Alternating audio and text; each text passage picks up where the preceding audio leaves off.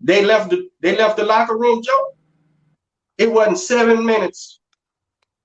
They back. He was back in the locker room. The two fellas was with him, was gone, and the dude was sitting over there by the fucking stool, by the desk, sick as a dripping dick. Not a soul around him, bro. Not a soul around him, man. They told me his record was like 22-3. He had that many fights. If he had that many fights, that means that kid was winning on pure him. Nothing y'all was doing was helping him. He was winning. And now this man got to move back to fucking Central America. Sick as a, just hurting. I'm looking at it, man, it's a lonely fucking sport, man. And all these people tell you they love you, man. They loved you before you went out on TV. One round you got beat. One round you got beat. Now you're here by yourself, sir. It's fucked up. It's fucked up. It's an ugly thing, man. These people are fucking pariahs, bro, and germs, man. And I'll be damned if I don't call them out, bro. I'm gonna say something every fucking time, man. That kid was down there with his fucking dumb ponytail, and I was like, man, I felt so bad for that guy. He was sitting there sick, man, headache. The whole world done seen him get. He walked into something, Should have cut that ponytail off. Huh? Should have cut that ponytail off. That's what they should have used my scissors for, but they fucked up. Hey, George, man, you started this game at 20 years old. You've been doing it for 11 years. I want to know, how's your training differently today than when it was when you first started? You doing things differently?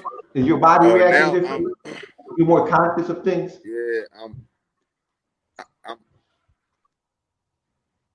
Yeah, now I'm stretching. I'm stretching before workouts and after workouts.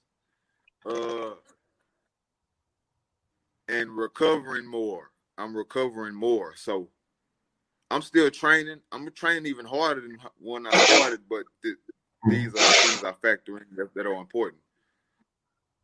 Stretching and recovery, man. I'm doing that a lot more. What does your recovery look like? Because I'm taking notes. Ice baths. Yeah. Ice baths. I can't remember the name of it, but with the needles, I go. Oh yeah, acupuncture needles. Yeah, that. I'm not a fan of cryo. I would prefer ice, but if ice is not available, I would do cryo.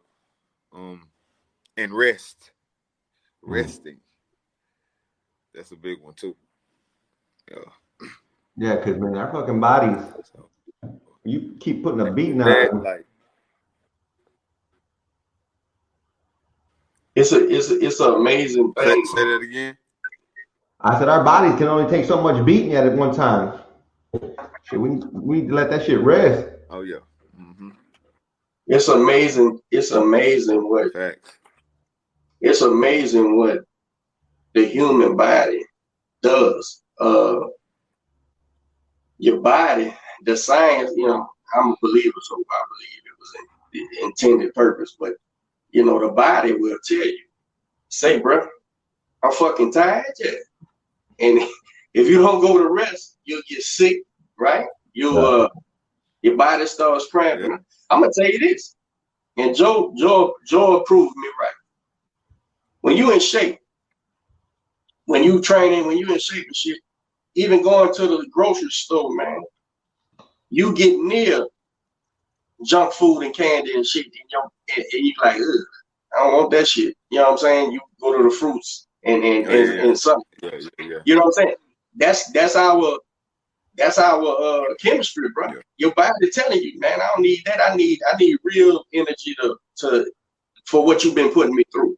And the same thing with injuries and shit, man. Your body's gonna tell you if you think about it. And I ain't talking about a harsh, a break or something. But if you think about it, leading up to an injury, man, pulled anything or shit, like your body's telling you, say, bro, we tired, man. Go sit down some fucking well, man. And as trainers, bro, it's hard to get them driven athletes to listen till they figure it out for themselves. Like you said, oh, now you recover. Now if you're tired, go to sleep. But prior to that, the fighter, a hungry fighter, coach, I gotta do one more. You gotta work through it. Man, coach, you come in for sparring and you flat. Man, coach, I went and ran last night. I did 7 miles. What the fuck? Hey, just sit your ass down somewhere, man. And that's what it is, bro. Your body. The body is really an amazing thing, man. Like that. It'll tell you. You got any crazy injury stories that you've fought through? We've had boxers come on here said they got hit by cars, they have jumped through windows, had all kinds of broken shoulders, and and fought the next day. You got any stories like that? Or you've been fortunate enough to avoid those serious injuries? I have a few. Once I broke my hand fighting in the Horn tournament. I think it was 2015. I broke my hand fighting in the Horn tournament, and a week later, I had to fight at another show. It was for a belt. I really wanted the belt, so I fought, and I ended up winning. But man, it was so painful. I tuned it out because I wanted that belt. I was just like, I need the belt. I'm gonna win. So let's F it. That was tough. So I really, when I did it, big ups to anyone who had fought with an injury or was injured in a fight and continued to fight. Man, that's tough. Yeah. Another story is this last fight. This last fight, I actually injured my shoulder before the fight. I've been dealing with a shoulder injury since like January, but it was tweaking. So it was something I probably thought I just pulled something lightly. I can keep going. It's nothing. So I kept training on it, kept training as it was getting worse, but it was closer and closer to the fight. I didn't want to tell anyone, and they would probably want to pull me out the fight. So I fought with it. I fought him with this shoulder. I'm actually doing rehab on it right now. Yeah, that's it really. Speaking of shoulder injuries, Lomachenko had that whole shoulder injury during Theo's fight.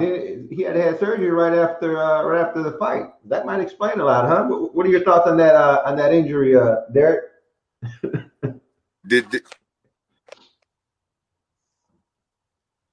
What'd you say, Joe? Did it happen in the fight, or he was injured before the fight? Nah, they were saying that it was injured before the fight. I'm a big Lomachenko fan. I've always been a Lomachenko fan since the beginning. But he lost. Theo clearly gave him an ass whooping. He was the better fighter that night. But Lomo and his camp making excuses or saying there was a shoulder injury, and then the fans are definitely jumping on that bandwagon saying that there was a shoulder injury. That's why he wasn't outputting the way he usually does and fighting his fight. So I know Derek loves hearing those excuses. It's not that. The excuse is even valid. But here's the thing. When Joe had a broke hand and he chose to go in that ring for that tournament, don't tell me about your fucking hand if you don't win. Right. I don't give a fuck about that hand, man. Look, this is the thing. And I think some of the defenders of Loma was saying it was his management really setting the excuse. I said, and it probably is, but he's posing for them fucking pictures. Here's the thing. It shows character, man. To me, it shows a willingness to win and what a boxer needs, man. If he faces adversity, like you said, anybody fights with an injury. My favorite fight of all times had a broke hand. He broke his hand on fucking Marvin Hagler's forehead and never said shit about it till Manuel Stewart said it fucking 30 years later, right? And when he said it, Tommy was sitting next to him, and if looks could kill, right? He was like, motherfucker, don't tell you, because you taking away what Marvin did that night, right? I broke my hand on this motherfucker. I didn't come in here broke. You know, it goes with the game. So here's the thing, man. Amongst yourselves, like if Lomachenko and his trainer, his dad and shit, they sit there and say, you know what, damn, we should have took care of that shoulder, but fuck it, we went and I fucked up. That's cool. But publicly, man, look, that's like the low hanging fruit, right? It's like when Lil Floyd whooped Pac-Man when he finally got in there, it wasn't even a boxing match. Shit wasn't competitive. Now his shoulders hurting everything. Or when David Haye talks about putting that Russian's head on a pike and shit, and then they fight, he don't even throw the fucking right hand and takes his shoe off in the ring talking about my pinky toe. Are you out your fucking mind?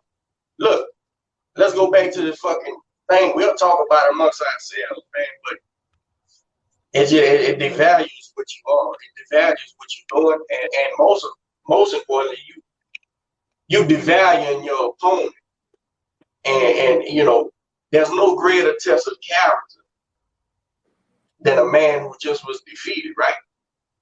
That's a hell of a thing, man. A man who takes his beat. But you know what you're supposed to do? And you learn this in the street when you're a kid. You take the beating for your friend, man. You don't go in there and tell them people about you and your partners and all that shit when you freely took part in the thing. Now you want to go fucking. It's a testament to character, bro. A guy. Listen, and if as a fighter, think about this. As a fighter, if you say, fuck that shoulder finally, it was the worstest time it could happen, but it happened. Keep that little seed of information. Realize, okay, he might have had an advantage of it, so you go back to the gym and change the outcome in the next one. But going to the papers and shit and saying that type of shit, man, it's just sucker shit to me, man. And the thing about it is, I'm not even saying I don't understand it. I understand that young boy got in your ass, man. And then Lomachenko did a great thing. He bit down, right? He said around 8, fuck, I better start winning some rounds. And he stood there with a dude that clearly was outgunning him. Otherwise, what was the apprehension? And he said, fuck it. And he stood his ground and he started winning, right? Too little, too late. But he gave a good account of himself. So what was wrong with your shoulder in rounds 8 through 11? Shoulder was working fine, motherfucker. That shit there, nah, it was just an excuse. Yeah, bro. Something to talk about. This is what you do. Hey, man, it wasn't your night. That's it. Was something wrong? He won. Nah, he won. I'll be back. That's it. That's how you handle that shit, man. And go to the gym and do what you gotta fucking do, man. That shit is for the birds, bro. So it's Saturday night. It's Halloween. We got some fight time tonight, huh? We got Regis. We got Usyk fighting. Not tonight. Huh? Not tonight at 2:00. Oh, is that 2? Shit. Our time, yeah, they in England. Oh no. Nah, they in San Antonio. Regis 2:00 is Usyk. Did you say Usyk? Yeah, he's at 2:00. Regis is tonight. Yeah, they tonight. And what do you thought? Well, who do you got on that fight tonight, Joe? The Regis fight.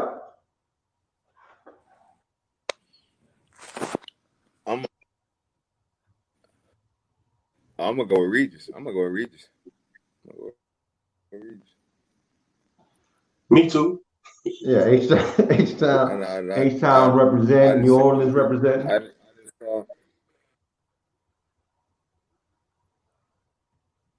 I've been in the gym with Regis. Like I say, I started at Savannah. He was in Savannah, putting in the work, and he's well overdue for it.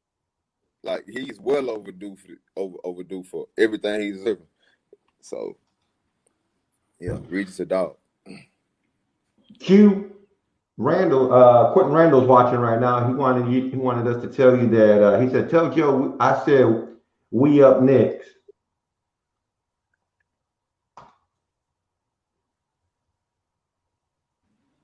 We are.